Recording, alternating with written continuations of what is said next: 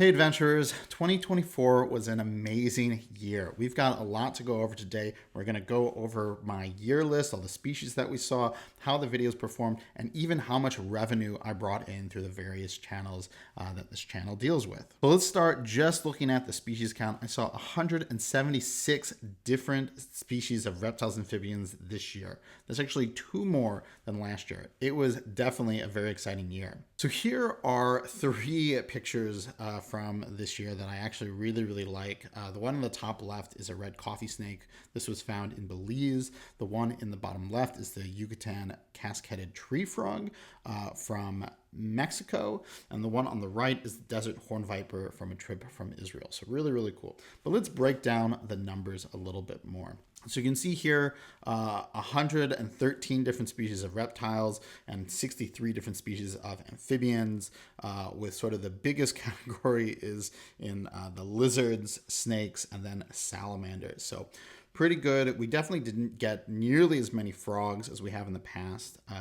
We didn't go to Costa Rica this past year, and that is usually a place where we get a lot of frog species. So we ended up getting a lot more sort of lizards and snakes from our various trips to Mexico and Israel this year, which was pretty cool. There were also an additional 8 species that I was able to see but wasn't able to document. And so these are things like the boreal chorus frog, the common 5-line skink, western skink, the Coachella fringe-toed lizard, western patch-nosed snake, western terrestrial garter snake, Mediterranean house gecko, and the European glass lizards. And then what was also neat is Tatiana, she actually saw a species that I didn't get to see, and that was the Foxo sand snake in Israel. So pretty cool. We got some really good numbers. Of that, 94 were lifers.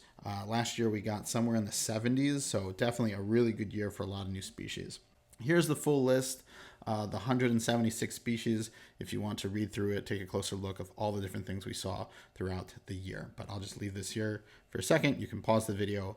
But let's talk about the channel. Now, the YouTube channel did really well this year, and so it was really exciting. So here's just a couple of the highlights from some of the videos that I made this year that I was really excited about. In the top left, we had a really nice video that was in early spring in the Santa Monica Mountains. I found a new spot, and it really did produce a lot of great finds a couple times that I went there. Then I finally found my very first mountain king snake. That was in San Diego County, and we spent the nighttime searching for some of the desert snakes in some new areas. That was also very productive.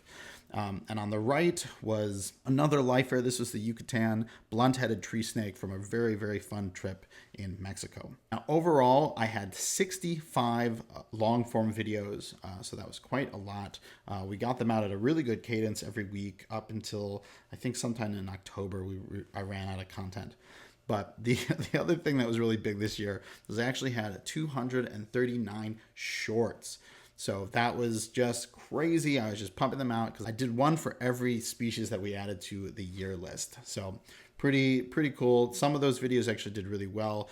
There was a video that where I was able to find snakes outside of a window at an Airbnb, and that did about 12,000 views. So some of those shorts actually did quite well. Another new thing is that we actually created some members only videos. So these are mostly videos that I went somewhere and maybe I didn't quite get enough content to form a full long form one, but I caught some cool things. I had some good information, so I put those videos up. And there's a couple others that are a little bit more sort of complete, where I maybe just focused on one little area and found 1 or 2 species that were there. I always like to look at what my best video this year was, and 3 years running, it is still 43 snakes on Snake Road. This time it got over 13,000 views, so it was even better than last year. And like I said, some of the shorts actually came close with like 11,000, 12,000 views, but all the other long form contents, none of them I think even broke 2,000 views this year. But we did have a bunch that were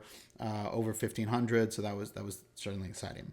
But now let's take a look at the numbers. So if you see here, this is the watch time. You see, unlike in the past years, there's not a ton of big spikes, big growth. It's getting much more consistent, which is exciting to see.